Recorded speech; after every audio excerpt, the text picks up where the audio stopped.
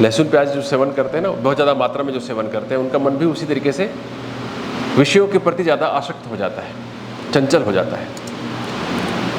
तो आहार का जो तीसरा हिस्सा है वो मन बनाता है। अब आहार में केवल मुंह से जाने वाली चीज़ नहीं है। आहार का अर्थ होता है जो भी चीज़ हमारे भीतर प्रवेश करे उसे हम आहार कहते हैं।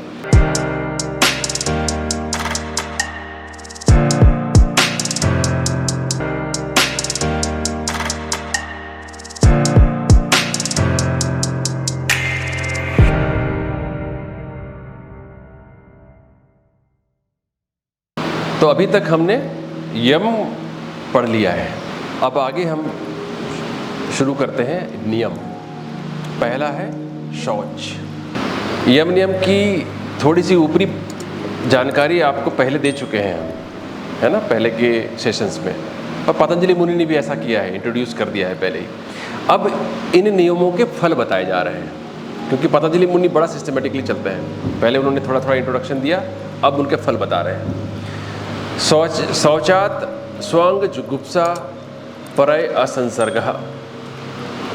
शौच से अपने अंगों के प्रति घृणा हो जाती है, वैसा ही दूसरों के साथ अपने अंगों को मिलाने की इच्छा नहीं रह जाती है, मतलब छूने की इच्छा नहीं रह जाती दूसरे के अंगों को। शौचात स्वांग जुगुप्सा परय असंसर्गः। तो शौच क्या है ये समझते हैं थोड़ा सा पहले, इससे पहले कि हम इस अर्थ को समझें।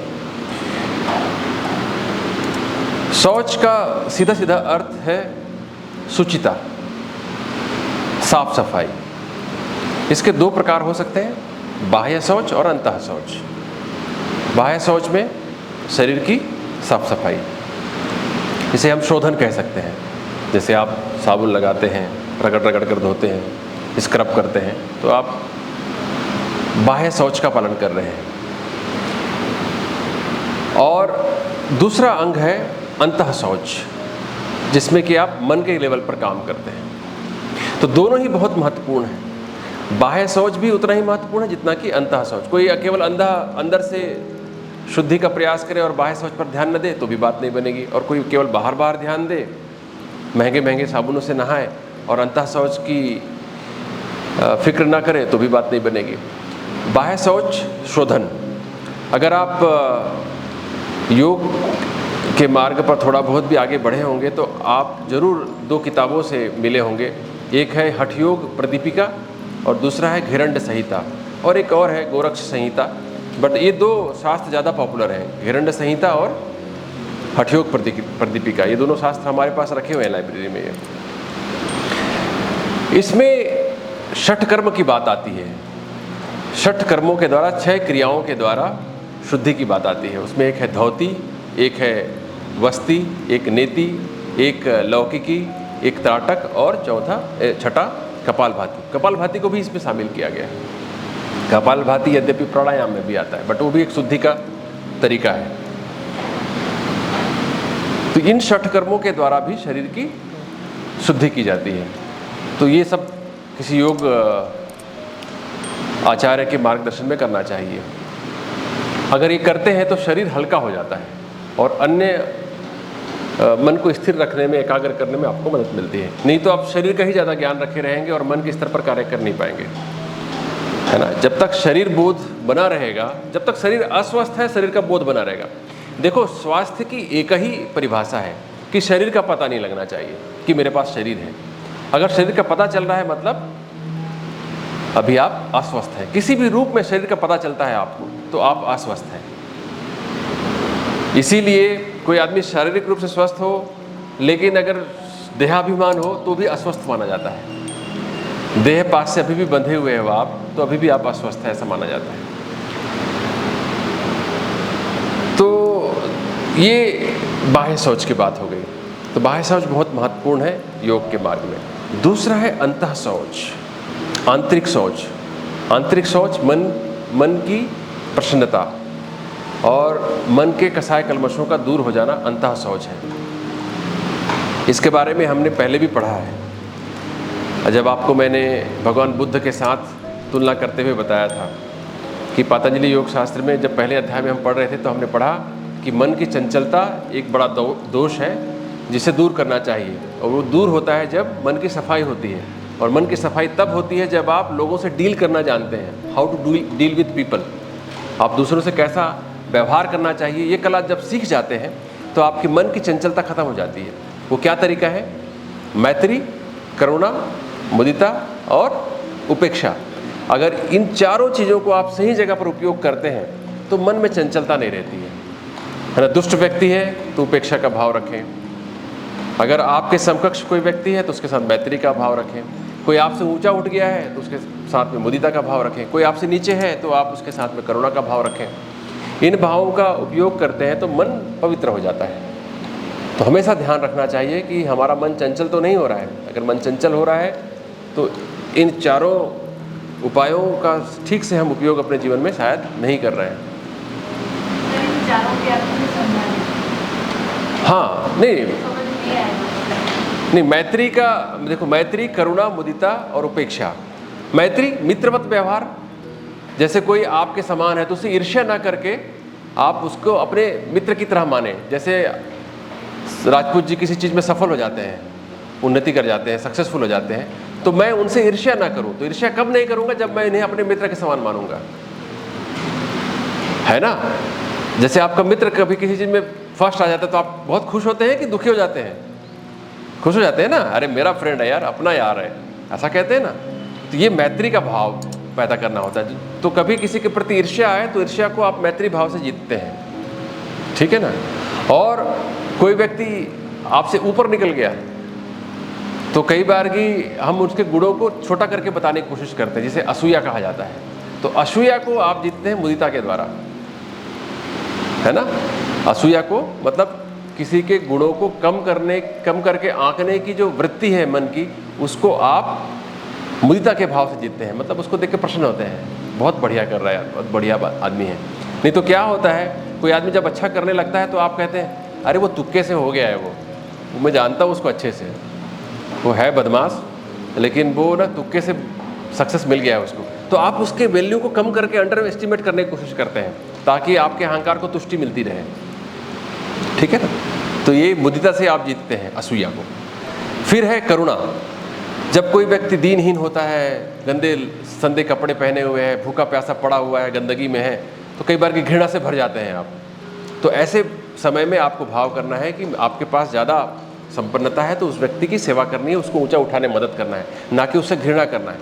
तो घृणा के भाव को करुणा से जीतते हैं, ठीक है ना। घृणा के भाव को करुणा से जीतते हैं। फिर उसके बाद उपेक्षा है। उपेक्षा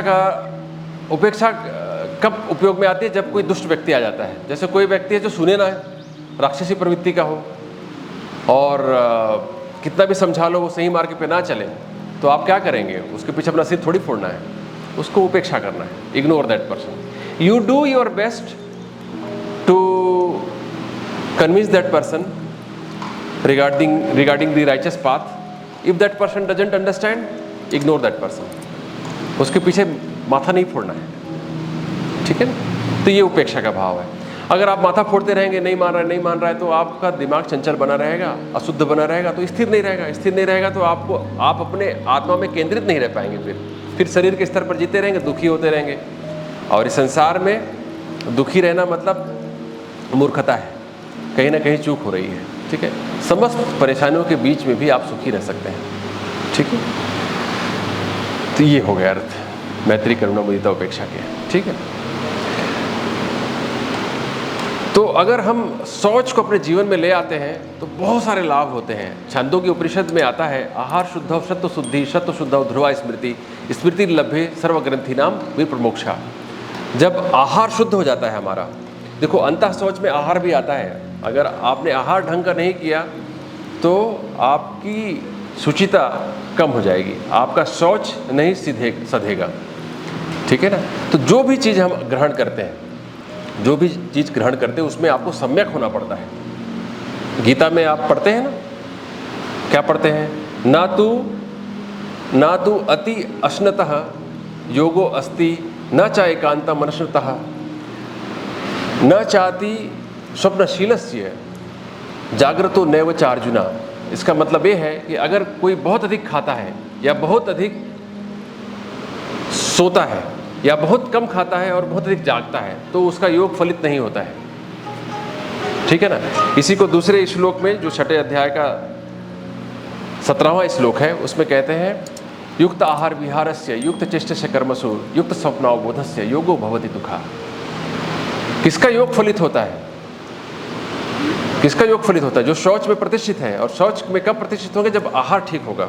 तो जो एप्रोप्रिएट है, ऑप्टिमम है अपने आहार में, युक्त आहार विहार से, अपने दिनचर्या में आहार विहार में बहुत ही ऑप्टिमम है, उसका योग फलित होता है। युक्त आहार विहार से युक्त चेष्टस्य कर्मसु, जो अपने कर्मों में बहुत ही ऑप्टिमम है, एप्रोप्रिएट है, उसको पता है कहाँ कौन सी चीज़ करना है, कर्तव्य कर्मों को और अकर्तव्य कर्मों को ठीक से जानता है। अब ये कब जानोगे? जब आप किसी समझदार व्यक्ति के, जो व्यक्ति उस पर चला है, उसके सानिध्य में रहेंगे, बार बार सीखेंगे तो जानेंगे आप। तो यहीं पर फिर गुरु का महत्व आ जाता है। ठीक है ना। तो युक्त आहार विहार से युक्त चेष्टस्य कर्मसु युक्त स्वप्नावबोधस्य योगो भवति दुःखा।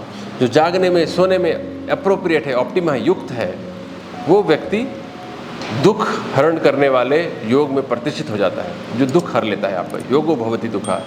तब समझना चाहिए कि उसके जीवन में दुख हरने वाला योग प्रतिष्ठित हो गया है। ठीक है। तो आहार शुद्ध हो सत्व शुद्धि। अगर आहार आपका शुद्ध हो गया तो सत्व की शुद्धि हो जाती है, मन की शुद्धि हो जाती है। अब आहार के शुद्ध होने से कैसे शुद्ध हो जाता है? मन कैसे शुद्ध हो जाता है? बुद्धि कैसे शुद्ध हो जाती है? शास्त्रों में आता है कि जो आहार हम ग्रहण करते हैं, खाना जो ग्रहण करते हैं, उसके 3 विभाजन हो जाते हैं। एक से मल बन जाता है, और एक से मांस मज्जा आदि बनते हैं, रक्त आदि, और एक से हमारा मन बनता है। ये बहुत सूक्ष्म बात है, सामान्यतः हम सोच भी नहीं सकते हैं कि ऐसे कैसे होता होगा, लेकिन शास्त्र कहते हैं और बहुत सच्चाई लगती है। तभी तो कहा जाता है कि जैसा खाए अन्न वैसा बने मन। ये सुनते रहते हैं ना, जैसा हम खाते हैं। ये आप प्रयोग भी कर सकते हैं। कभी आप बहुत ज़्यादा तमस वाली चीज़ें खा के देखें। मैं कई बार प्रयोग करता था जब छोटा था। जब छोटा मतलब जब हम MBBS के फर्स्ट ईयर या सेकेंड ईयर की पढ़ाई करते थे, जब हम लोग खुद बनाते थे खाना, तो हम कभी कभी ना मैंने प्रयोग किया कि मिर्ची वाली चीज़ें बहुत सारा डाल डाल के बनाया। एक बार हम नॉर्मली तड़का लगाते नहीं थे, सामान्य भोजन करते थे। एक बार हमने ऐसा लगा के बनाने का प्रयास किया कि मिर्ची वाला बनाएंगे, मिर्ची से फ्राई करेंगे दाल को। नॉर्मली हमारे जो दाल और सब्जी एक में मिली होती थी, दाल और सब्जी सब मिला के बनाते थे और एक चावल बनाते थे। उसमें हम केवल नाम मात्र को नमक डालते थे, बस यही। अब हमने एक बार प्रयोग करने के लिए तड़का देना शुरू किया मिर्च वाला, तो देखा कि उससे ना जो मन की चंचलता बढ़ती है और गुस्सा जल्दी आता है, चिड़चिड़ापन जल्दी आता है मिर्ची से। तो ऐसा ही लहसुन प्याज से भी है। लहसुन प्याज जो सेवन करते हैं ना, बहुत ज़्यादा मात्रा में जो सेवन करते हैं, उनका मन भी उसी तरीके से विषयों के प्रति ज़्यादा आसक्त हो जाता है, चंचल हो जाता है। तो आहार का जो तीसरा हिस्सा है वो मन बनाता है। अब आहार में केवल मुंह से जाने वाली चीज़ नहीं है। आहार का अर्थ होता है जो भी चीज़ हमारे भीतर प्रवेश करे उसे हम आहार कहते हैं। इसका क्या अर्थ हो गया? 5 इंद्रियों से जो भी आपके भीतर जाएगा वो सब आहार है। केवल मुंह से जाएगा वो आहार नहीं है, आँखों से भी जो जाएगा आहार है। इसलिए आपको ध्यान देते रहना पड़ेगा कि आँखों से कोई ऐसी चीज़ आप ना देखें जो आपके मन को कलुषित करता हो, आपके मन को गंदा करता हो, चंचल करता हो। ये बहुत ध्यान रखने वाली चीज़ है। आँखों से वो चीज़ें पढ़े नहीं, जब देखे नहीं। टीवी आदि में देखने में, मूवी देखने में बहुत सावधान रहना चाहिए आपको इसलिए। ठीक है। तो देखते समय बहुत जागृत होना चाहिए। वैसे ही नाकों के द्वारा कोई आप ध्यान देना, जहाँ पर सुंदर सुगंधित हवा होती है वहाँ पर मन अपने आप प्रसन्न हो जाता है, और जहाँ दुर्गंध आ रही होती है वहाँ पर आपका मन चिड़चिड़ा हो जाता है। ये आप ध्यान दिए होंगे, स्वाभाविक है। और जहाँ बहुत शोरगुल हो रहा होता है, ये तो बहुत वैज्ञानिक प्रयोग है, जहाँ बहुत शोरगुल हो रहा होता है वहाँ आपका मन अनायास ही इरिटेबल हो जाता है, चिड़चिड़ा हो जाता है। उसके बाद में आपके सुनने की क्षमता पर प्रभाव पड़ता है। बहुत लंबे समय तक आप बहुत अधिक लाउडली एनवायरनमेंट में रहें, लाउड एनवायरनमेंट में रहें, तो धीरे धीरे करके आपके सुनने की क्षमता कम होने लगती है ना। रिवर्सिबल हियरिंग इम्पेयरमेंट होने लगता है। लेकिन उसके बहुत पहले ही आपको इरिटेबिलिटी होने लगती है, चिड़चिड़ापन होने लगता है। तो ये विज्ञान भी सम्मत है, विज्ञान सम्मत बात है ये। तो ये आँख से, नाक से, कान से जो भी चीज़ हम ग्रहण करते हैं भीतर, उसके प्रति आपको सावधान रहना चाहिए। तो आहार शुद्ध हो सत्व शुद्धि ध्रुवा स्मृति। तो जो ज्ञान की बातें आप पढ़ेंगे, सुनेंगे, वो आपके मन में स्थिर रहेगा अगर आपकी बुद्धि शुद्ध होगी, और बुद्धि शुद्ध होगी आहार से। अगर आपकी ध्रुवा स्मृति हो गई, अगर जो आप पढ़ा लिखा है, आपने जो सुना है वो स्थिर हो गया, तो फिर आपके मन की सारी ग्रंथियां, जो नॉट्स हैं, जो कॉम्प्लेक्सेस हैं, वो खत्म हो जाते हैं। जब तक मन की ग्रंथियां खत्म नहीं होती हैं, जो द्वंद्व है खत्म नहीं होते हैं, तब तक आप पीड़ित होते रहते हैं, क्योंकि वो संस्कार हैं, वो बार बार उभर के आएंगे और आपको परेशान करते रहेंगे।